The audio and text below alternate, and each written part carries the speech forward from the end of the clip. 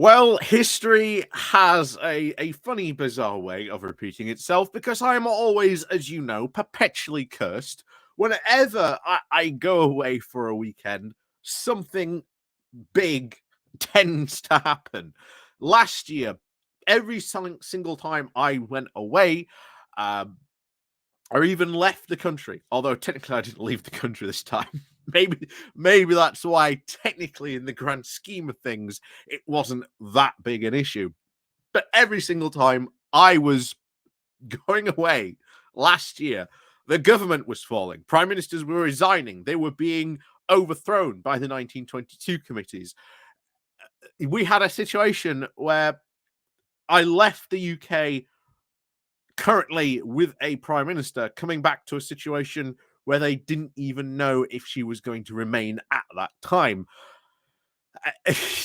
Needless to say, I have, shall we say, some good luck when it comes to these things happening and going on. But the rumors around Nadine Dorries quitting and resigning had been swirling roughly for around the past 2 weeks or so. Everyone had been saying there'd been a lot of pressure being put on her by other members of the Tory party. Rishi Sunak didn't seem to be really putting on a lot of pressure, but he seems to, shall we say, bear the brunt in this letter. And half of this letter, if you were to sort of, cut it in two, half of it seems relatively normal, a typical resignation type letter we would normally see on this channel. However, the second half of this resignation letter goes absolutely, completely, utterly crazy, makes a series of bizarre, crazy allegations against Rishi Sunak, and blames, of course, dark forces for not only pushing Boris Johnson out, but of course, her herself. And not forgetting, she even manages to plug her new book, The Plot, to get rid of Boris Johnson. And to be honest, this is a foreshadowing, I think, of what we will get in that particular book. And oh boy, it looks like it's going to be absolutely crazy. So, as always, before we do go diving into Nadine Dorries's, well, a bit psychotic newsletter, please do remember to click on the like, share, and subscribe button. And of course, down below there are links to my Patreon page and a donation link called Buy Me Coffee, where you can buy me coffee. And of course, as always, there is the YouTube thank you button and the Pony Club as well. So let's crack on into this. So this is Nadine Dorries's full resignation letter. Strap yourselves in because it starts off, as I said, pretty normal, pretty standard for a, resignation letter. Oh, we did such good work together. I've been an MP for X amount of time. Wasn't I a good sport? and then it was like page 2. But we'll get to that in a moment. So, dear Prime Minister, it has been the greatest honour and privilege of my life to have served the good people of Mid Bedfordshire as their MP for 18 years, and I count myself blessed to have worked in Westminster for almost a quarter of a century. Despite what some in the media and you yourself have implied, my team of caseworkers and I have continued to work for my constituents faithfully and diligently to this day. Not according to two of the local councils in that area. Yes, they had a lot to say about your, shall we say, lack of representation and the fact that your constituency office had been abandoned. When I arrived back in Mid Bedfordshire in 2005, I inherited a Conservative majority of 8,000. Over 5 elections, this has now increased to over 25,000, making it one of the safest seats in the country, a legacy I am proud of.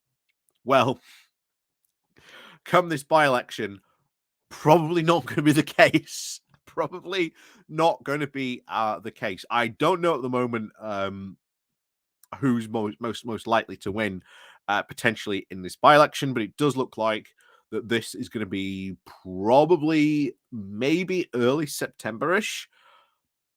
But everyone's already saying, yeah, Rishi Sunak lost yet another uh, by-election and is going to set, once again, the Tory party into a bit of panic. But that's all good. But back to this letter. Like I say, still on the normal part.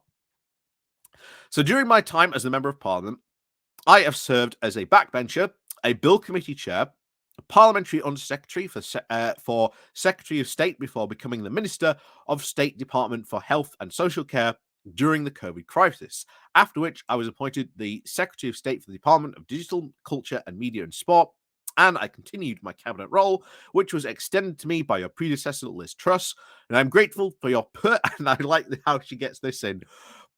And I'm grateful for your personal phone call on the morning you appointed your cabinet in October, even if I declined to take the call. she knew she was for the chop, and she didn't even bother answering the phone call. Yeah, a hint of, shall we say, things to come in this letter. As politicians, one of our greatest things we can do is try to empower people to have opportunities and their aspirations and to help them change their lives for the better. Nadine Dorries hasn't done that at all. That's a complete fantasy. And the DHSC championed the meaningful improvements in the maternity and neonatal safety. I launched the women's health strategy and pushed forward a national evidence-based trial for Group B strep testing in pregnant women with the aim to reduce infant deaths. When I resigned as Secretary of State for the Department of Culture, Media and Sports, I was able to thank the professional, dedicated and hardworking civil servants for making our department the highest performing in Whitehall. I don't know if there are even actual stats you can back that up, but I'm betting to say that is probably a lie. I don't know how you can sort of say that yours is the highest performing department in Whitehall when how are you performing that against other departments in Whitehall? How are you measuring this? Like I say, this is all seems to be a bit of fiction, to be honest. Hardworking civil servants, again, for making our department the highest performing in Whitehall.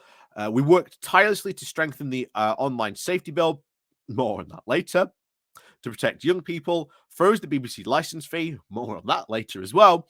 And including the sale of Channel 4 into the media bill to protect its long-term future, and led the world in imposing the cultural sanctions when Putin invaded Ukraine. So, first of all, still Channel 4, still not likely to be sold off. Heavily pushed back on, and the media bill heavily pretty much dropped in the long grass by this point. No one has talked about the privatization of Channel 4 for quite some time because there is no real need to go and privatize and to sell off what is, to be honest, a very, very good digital media asset for the UK. It was very much done at the time, as you remember, may or may not remember discussing, done out of pure spite and hatred for the fact that, well, Boris did not like Channel 4.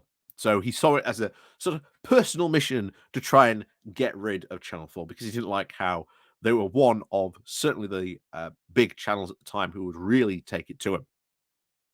And not just him, other Conservative MPs as well. But she continues. So I worked with and encouraged the tech sector.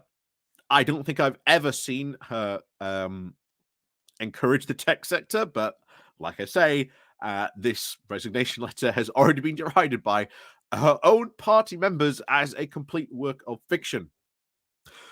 To search out the untaught talents such as creative and critical thinking in deprived communities, offering those who faced low life and unskilled pay or benefits, access to higher paid employment and social mobility.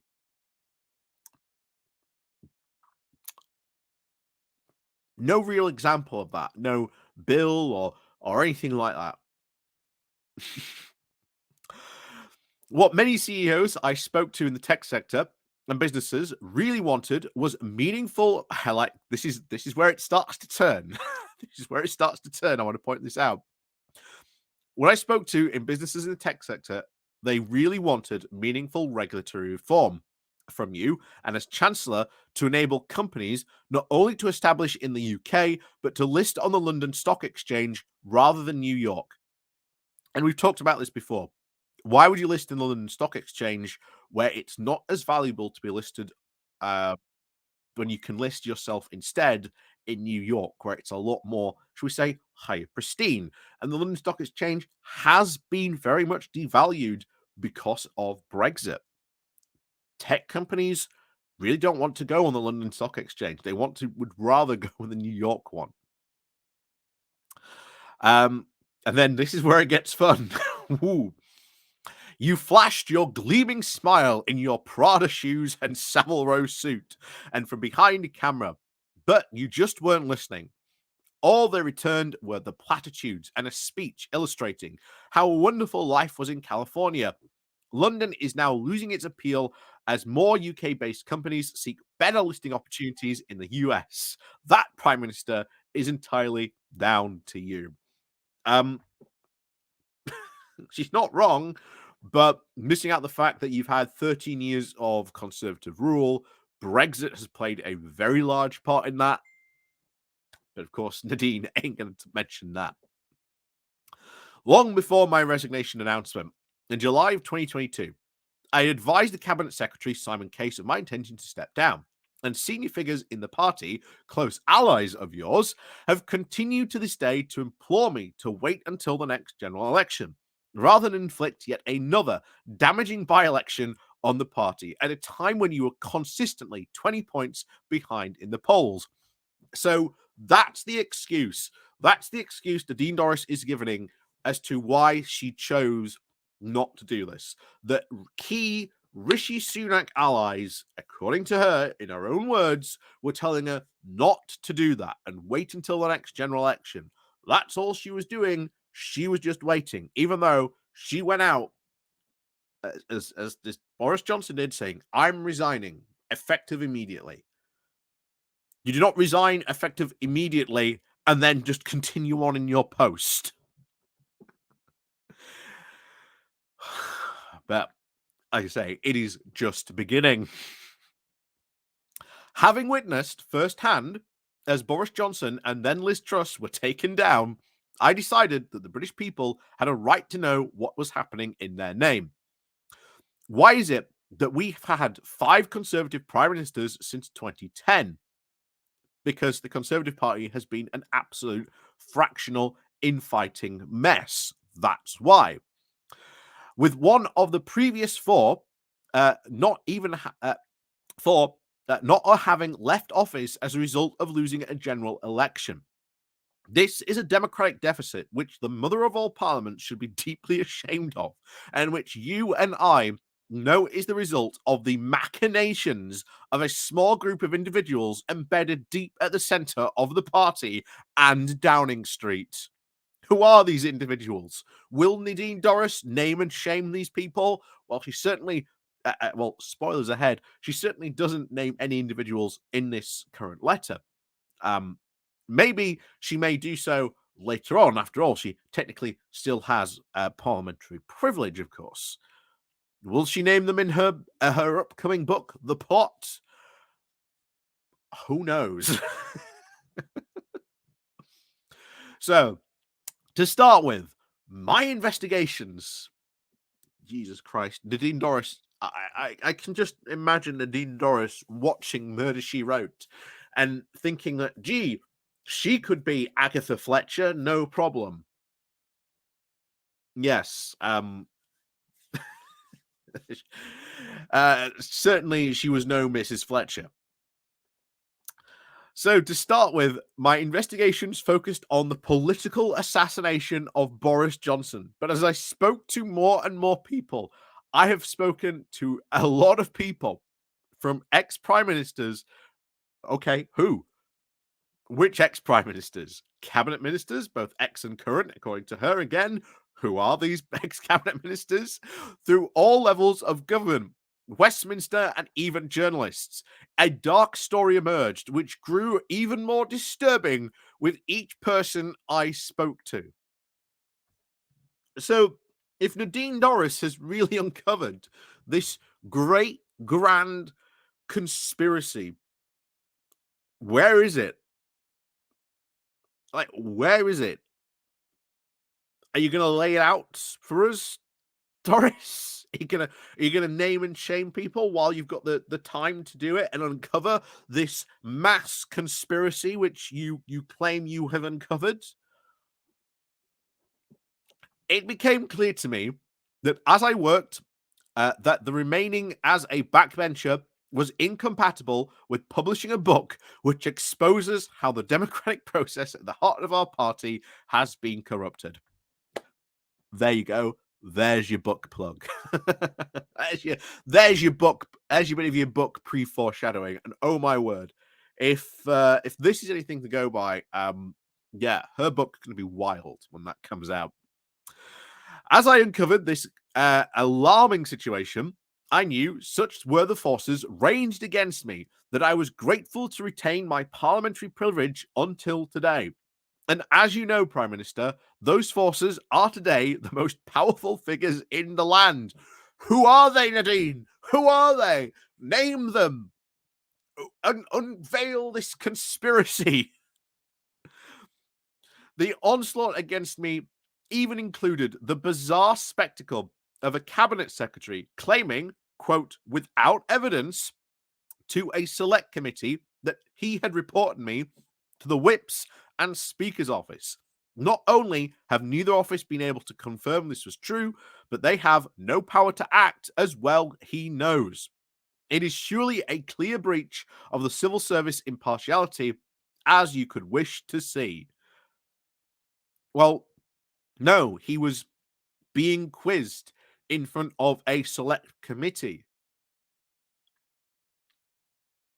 Now, I don't know if she's telling the truth that she reached out to the whip and the speaker's office when that came out. I don't know if that had happened before, but that was mentioned in the select committee, and I believe Chris Brandt was already gearing up to try and take this forward, from what I at least believed to understand at the time. So I generally think that's to be honest, a bold-faced lie by Nadine Dorries, because I don't think that statement that uh, that she hadn't been reported to the whips and speaker's office. I think that's a complete lie. I think she had.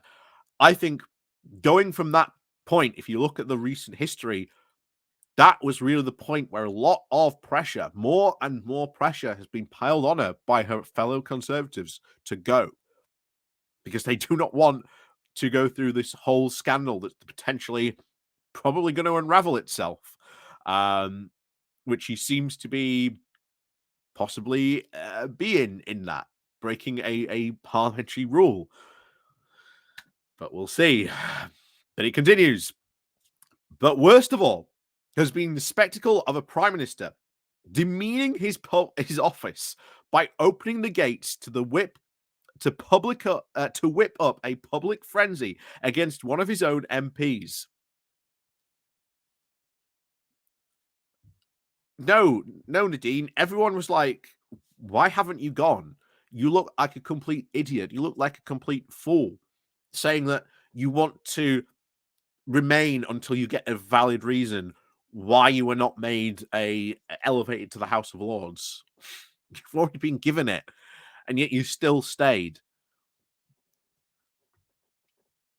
You failed to mention in your public comments that there could be no writ moved for a by-election over summer, and at the earliest any by-election could take place is at the end of September.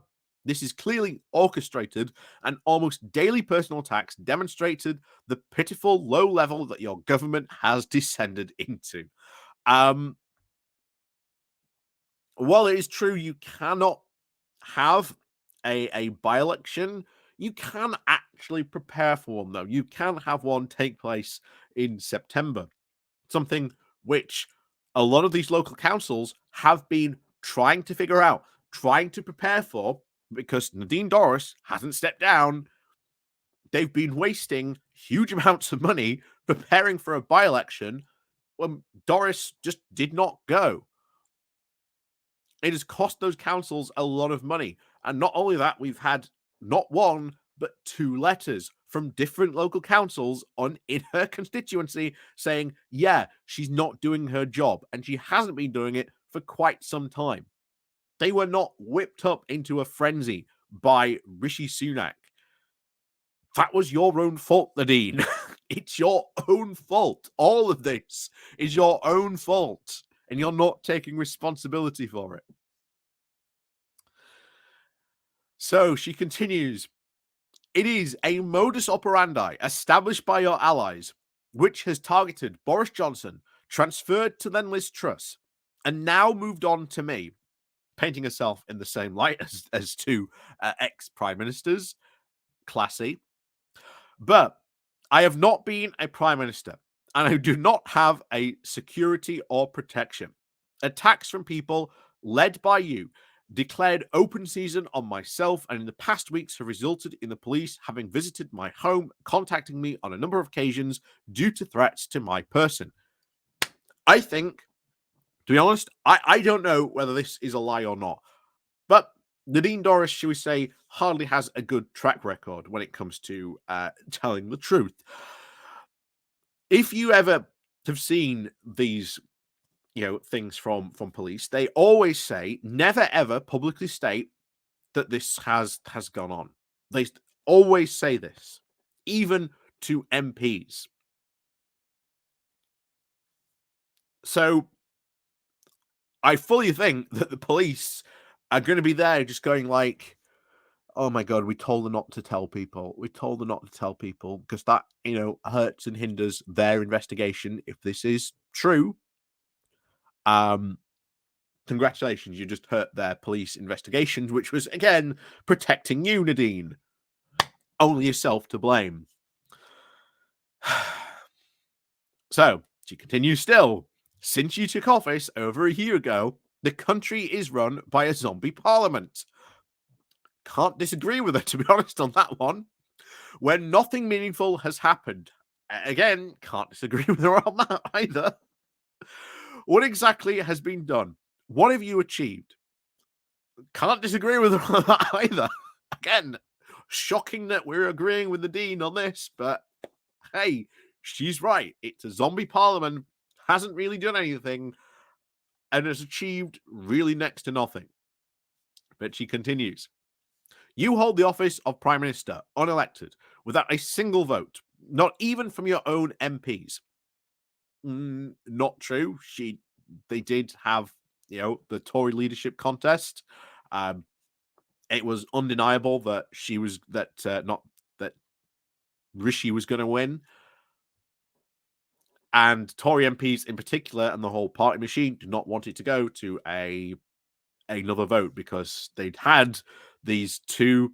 They already had, shall we say, a very deeply embarrassing and damaging election cycle in front of the public, and it didn't really go down well. So they were determined, right, Rishi was the man we should have put in place first. Let's just put him in place. You can disagree with that, but that's how Parliament works. Something you refer to as the mother of all parliaments. But again, Nadine Dorries not understanding how the parliamentary system works, I'm not surprised. So from your own MPs, you have no mandate from the people, and the government is adrift. You have squandered the goodwill of the nation. For what? Again, can't really disagree, but there you go. And what a difference it is now since 2019, when Boris Johnson won an 80-seat majority and a greater percentage of the vote share than Tony Blair in the Labour landslide of 97. We were a mere 5 points behind on the day. He was removed from office. Since you became Prime Minister, his manifesto has been completely abandoned. Boris had a lot of that abandoning of his own manifesto himself. So, you know, put blame where credit is due for that. Boris Johnson had been largely responsible for that. We cannot simply disregard the democratic choice of the electorate to remove both the Prime Minister and the manifesto commitments that they voted for, and then expect to return to the people in the hope that they will continue to unquestionably support us. They have agency and they will use it. And then this gets fun because she talks about levelling up. Levelling up has been discarded, and with it, those deprived communities it sought to serve. Well, Boris Johnson discarded levelling up pretty quickly as well. They discarded it time and time again. It was nothing more than a showpiece. Uh, we already knew that had been pretty much discarded a long, long time ago, and not just under Rishi Sunak. Back when Boris Johnson was Prime Minister, we knew that his core flagship pillar of levelling up had been abandoned. So why are you not blaming Boris for that, Nadine? Oh, of course. She absolutely adores Boris. Anyway, back to it. Social care. The ready to be launched was abandoned with all the hope of those who care for the elderly and vulnerable. The online safety bill has been watered down. The BBC funding reform, the clock run down. The Mental Health Act timed out. Defense spending reduced. Our commitment to net zero, animal welfare, and other green issues so relevant to the planet and voters under 40 squandered. And yet, not once has Nadine Dorries spoken up against her party for abandoning those pledges. Instead, for at least over the past year, as what we can see, she's done nothing. She's never raised any one of these questions in Parliament. Not once. This is why a lot of Conservative MPs have come out and attacked her for this resignation letter. It's complete nonsense. But anyway, back to it. So, as Lord Goldsmith wrote in his own resignation letter, and of course, we remember that about going after Rishi for the net zero stuff. And of course, he was a Johnson ally as well, so he had good cause to go and attack Rishi. Just to, again, brief background to Lord Goldsmith's letter. So, as Lord Goldsmith wrote in his own resignation letter, because you simply do not care about the environment or the natural world, what exactly is it do you stand for? Interesting motivation there. You have increased corporation tax to 25%. Yeah, not just responsible for that. You have to wonder why we are increasing corporation tax to 25%, indeed. I'm sure it had nothing to do with Liz Truss. Back to it, though. Taking us to the level of the highest tax take since World War II. That's 75% of the GDP. And you have completely failed in reducing the illegal immigration or delivering on the benefits of Brexit. Because all those things they know how to do, they just will not do them, Nadine. I don't see Nadine Dorries calling for safe routes or the refunding of the asylum system in the UK. The two ways how you fix and reduce illegal immigration. And setting up safe routes can reduce this overnight, the use of small boats across the channel. But she continues, the bonfire of EU legislation swerved. And this one, the Windsor Framework Agreement, the dead duck brought into existence by shady promises of future preferment with grubby rewards and potential gongs to MPs. That's an accusation. That is a full-blown attempt pointing the finger at Rishi Sunak that apparently the Windsor Framework only passed because there were shady promises and future preferment with rewards going to MPs. That is a serious a serious allegation of corruption that Nadine Dorries has thrown at Rishi Sunak. Is she going to back it up anywhere at all? No, of course. We're going to have to wait for the book because I'm sure she'll be talking about that in it as well. And of course, Stormont is still not sitting. Probably the only thing she actually gets right about the whole Windsor Framework Agreement. Of course, disregarding your own chancellor last week, you took credit for reducing inflation, citing, quote, your plan. There has been no budget, no new fiscal measures, no debate, there is no plan. Such statements take the British public for fools. The decline in the price of commodities such as oil and gas, they have eased the pressure on the supply of wheat, and increasing the rates at the Bank of England would have taken the heat off the economy and reduced inflation. For you to personally claim credit for this was disingenuous at the very least. What we've been saying for a while now about Rishi Sunak's, very much, hiding on the table, wishing and hoping inflation will go down. I'll give her credit for saying that. I'll give her some credit. And of course, she's still not finished. Still not finished. It is a fact that there is no affection for Keir Starmer out on the doorstep. Disagree. Bear in mind the fact that a lot of people recently in a poll in The Independent have said that they would actually vote for Keir Starmer. But there you go. He does not have the winning X factor, qualities of a Thatcher, Blair, or a Boris Johnson. And sadly, Prime Minister, neither do you. Oof. Your actions have left some 200 or more of my MP colleagues to face an electoral tsunami and the loss of their livelihoods. Very interesting that she says we're going to lose 200 or more seats, because that says to me that is something internally that the Tories are looking at, that they are going to lose 200 or more seats in the upcoming election. That says to me that Nadine Dorries might have leaked that from, should we say, internal conversations by maybe her own MPs, maybe the CCHQ. But we've also seen the polling as well to support that number as well. But that specifically, that type of number and MPs, yeah, Nadine Dorries has probably just leaked that by accident. But interesting to know. And of course, as we said, a lot of panicking Conservative MPs over the summer over this, and that's not going to change anytime soon. So electoral tsunami, the loss of their livelihoods, because of your impatience to become Prime Minister.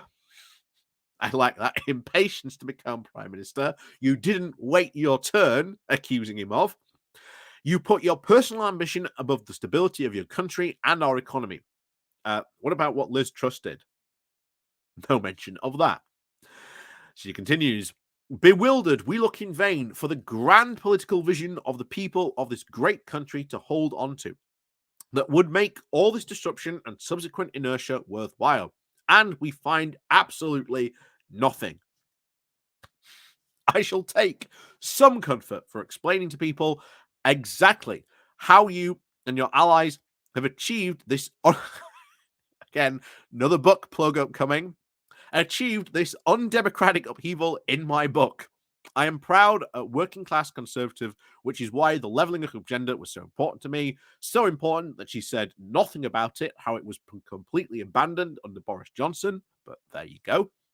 I know personally how effective a strong and helping hand can be to lift someone out of poverty, and how vision, hope, and opportunity can change lives.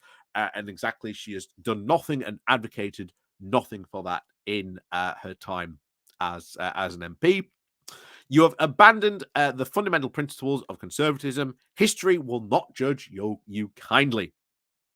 And certainly history is not going to judge Nadine Dorries kindly. Probably after this, she'll be resigned to history as the mad MP who wrote a pretty crazy, resignation letter.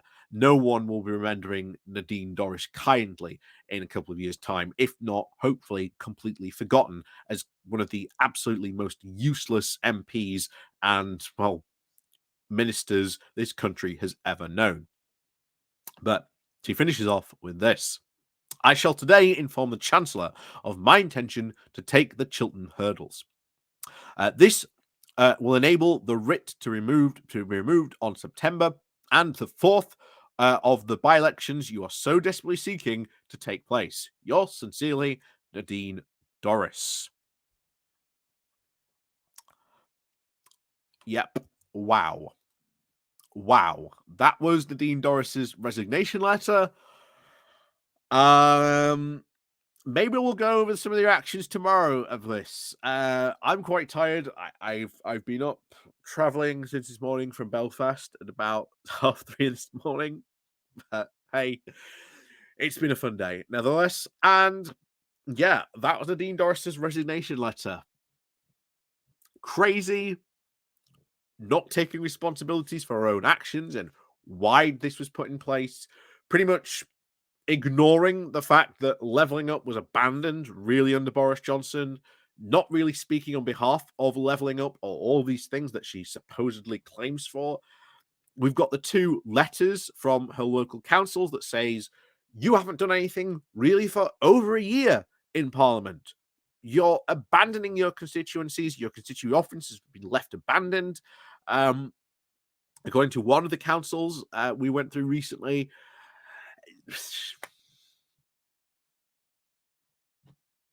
I, yeah, delusional, absolutely delusional. And I'll tell you what, I will look forward to getting my hands on the pot because, oh boy, is it going to be fun. Oh boy, is it going to be fun. And I'll tell you what, if anything, this resignation letter certainly shows that Nadine Dorries lost the plot a long time ago. So, as always, thank you very much for watching. And of course, as always, we'll see you all next time.